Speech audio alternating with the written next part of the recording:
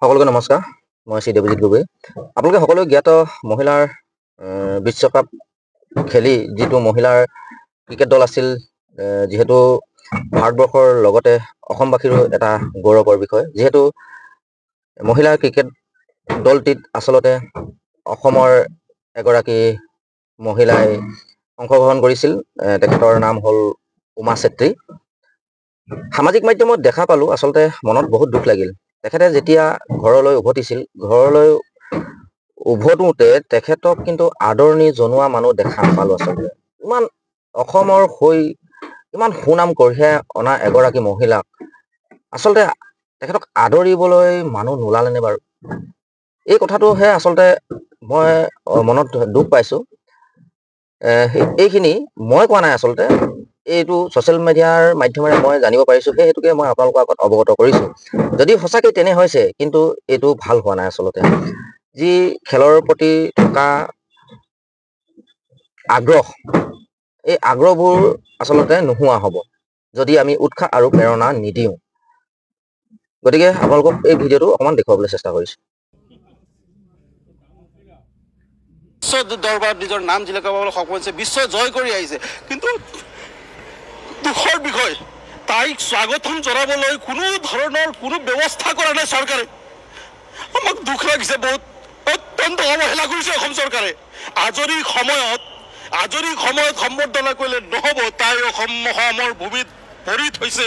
অসমৰ ভূমিত ভৰি থওঁতে তাইক সন্মান সহকাৰে ৰেড কাৰ্পেট দি স্বাগতম জনাব লাগিছিলে। বিগত সময়ত বিভিন্ন খেলুৱৈবিলাকক ৰেড কাৰ্পেট দি ইয়াত স্বাগতম কৰা আমি দেখিছোঁ। কিন্তু আমাৰ গোৰ্খা ছোৱালীক আজি বিশ্ব জয় কৰি ইয়াত অহাৰ কাৰণে তাইক স্বাগতম জনাবলৈ এছিয়াৰ ফালৰ পৰা কোনো মানুহ নাই, ভাল ব্যৱস্থাপনা নাই তাইক স্বাগতম কৰিবলৈ। কি ধৰণৰ অৱহেলা এইটো? মুখ্যমন্ত্ৰী পাইছোঁ আমি, অত্যন্ত দুখ পাইছোঁ। আমি কৈছিল তৎকালে দৌৰি আহিছোঁ। আমি নথকা হয়তো ইয়াত কোনো বেলেগ মানুহেই নাছিলে, কেৱল মাত্ৰ মিডিয়া আছিলে। ইমান দুৰ্ভাগ্যজনক কথা। অসমৰ প্ৰথম মহিলা, নৰ্থ ইষ্টৰ প্ৰথম মহিলা বিশ্ব জয় কৰি আহিছে, তথাপিও তাইক স্বাগতম কৰিবলৈ ইয়াত কোনো ব্যৱস্থাপনা নাই। এছিয়াৰ ফালৰ পৰা, চৰকাৰৰ ফালৰ পৰা, প্ৰশাসনৰ ফালৰ পৰা কিমান দুৰ্ভাগ্যজনক কথা ভাবক।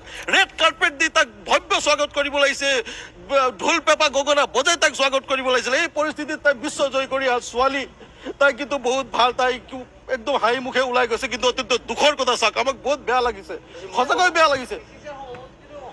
একদম অসমৰ বিশেষকৈ সভাপতি চাওক কিমান দুৰ্ভাগ্যজনক কথা। তাই বিশ্ব জয় কৰি আহিছে, গোটেই ৰাষ্ট্ৰপতি প্ৰধানমন্ত্ৰীক সাক্ষাৎ কৰি ইমান ধুনীয়া দিনটো আমি চাই আছোঁ টিভিত, আৰু অসমৰ ভূমিত তাই আহি পাব, কোনো খা খবৰ নাই।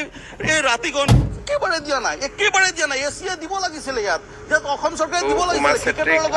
অসম চৰকাৰে আগতীয়াকৈ শুভেচ্ছা জনাইছিলোঁ। আকৌ ঘূৰি আহক, আকৌ তেখেতক সম্বৰ্ধনা জনাম।